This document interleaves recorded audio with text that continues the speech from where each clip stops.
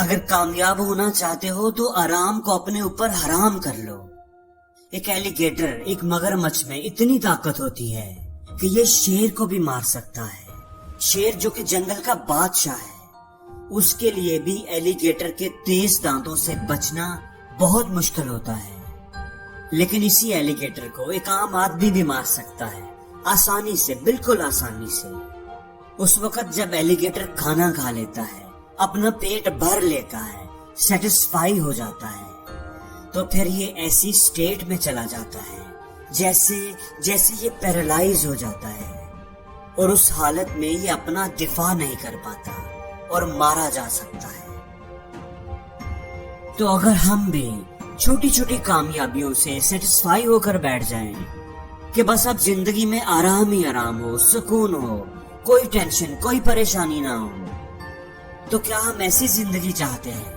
اگر ہم یہ چاہتے ہیں تو زندگی میں کبھی کامیاب نہیں ہو پائیں گے، کبھی اونچا نہیں اڑ پائیں گے۔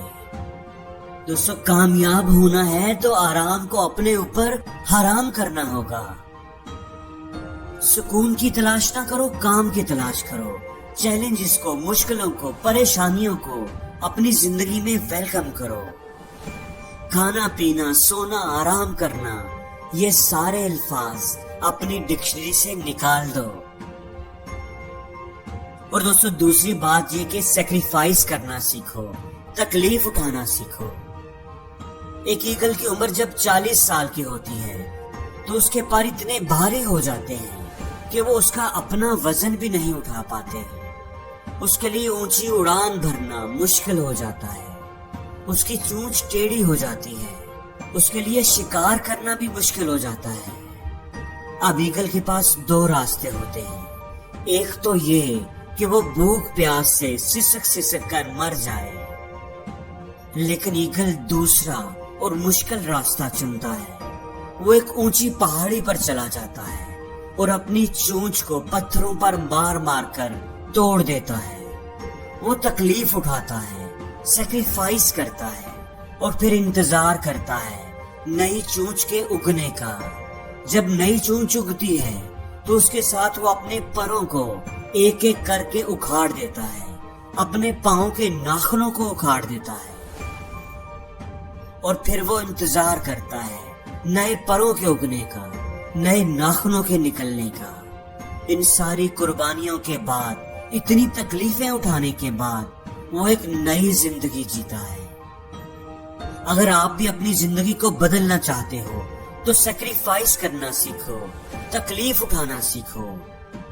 اگر آپ وہ کام نہیں کر سکتے جو آپ کو ناپسند ہے، لیکن وہ آپ کی کامیابی کے لیے ضروری ہے، تو آپ کامیاب نہیں ہو سکتے۔ اگر آپ کو صبح اٹھنا مشکل لگتا ہے تو آپ کو اٹھنا پڑے گا۔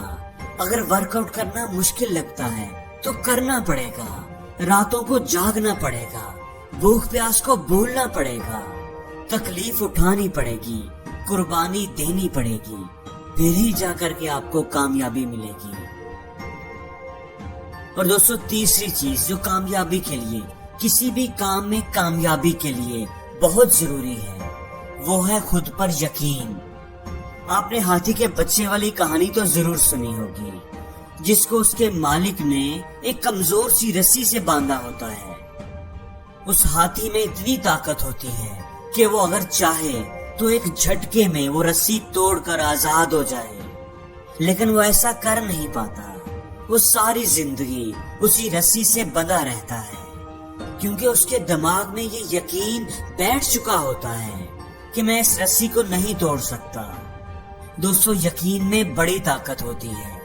اگر آپ کسی کام کا آغاز محدود یقین کے ساتھ کرتے ہیں، کسی نے آپ کے کان میں کہہ دیا، یہ بات ڈال دی کہ یہ کام آپ سے نہیں ہوگا، تو آپ وہ کام نیم دلی سے اور بے یقینی کے ساتھ کریں گے۔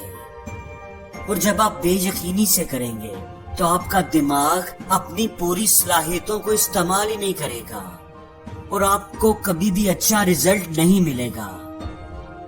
لیکن اگر کسی کام کا آپ کو یقین ہوگا کہ آپ اس میں کامیاب ضرور ہوں گے، تو آپ کا اس کام کو کرنے کا انداز ہی الگ ہوگا۔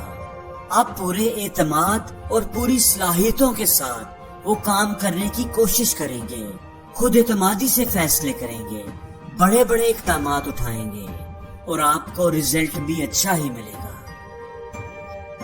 اس لیے دوستو، اگر آپ کسی کام میں کامیابی چاہتے ہیں تو شرط یہ ہے کہ آپ وہ کام پورے یقین کے ساتھ کریں، کامیابی کے یقین کے ساتھ کریں، اور زندگی میں ہر روز کچھ نیا سیکھو، نیا سوچو، نیا کرو، لرن کرو۔